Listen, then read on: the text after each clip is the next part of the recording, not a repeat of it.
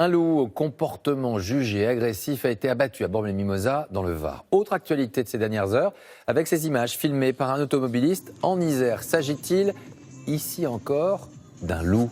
Les spécialistes ne semblent pas s'accorder sur la question pour le moment. En tout cas, le loup est depuis plusieurs années bel et bien de retour en France avec toujours autant de passion sur le sujet. Bonsoir Giane Benzina. Giane, comment la présence du loup a-t-elle évolué ces dernières années?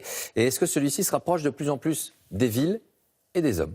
Alors non, Laurent, normalement c'est assez rare. Le loup fuit en général la présence des hommes, mais celui-ci, vous l'avez dit, rôdait autour d'un camping de Bormes-les-Mimosas. Il a été abattu parce que son comportement était agressif, parce que sinon, je vous le rappelle, c'est une espèce protégée. Alors en France, le loup avait disparu dans les années 30. Il a fait son grand retour en 1992, en passant par les Alpes. Et depuis, vous regardez la progression de cette courbe, ils ont augmenté de 20% chaque année. Est-ce que pour autant leur territoire s'agrandit?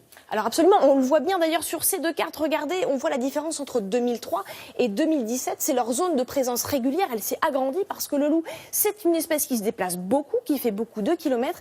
Et ce qu'il faut noter, c'est une augmentation justement très récente de ces zones où on peut les observer régulièrement. 57 à l'hiver 2016-2017, un an plus tard, 74 de ces zones, c'est 30% d'augmentation. Comparons maintenant leur présence ici en métropole par rapport à nos confrères européens. Aux dernières estimations, on compte 430 loups en France, mais on devrait normalement passer la barre des 500 loups.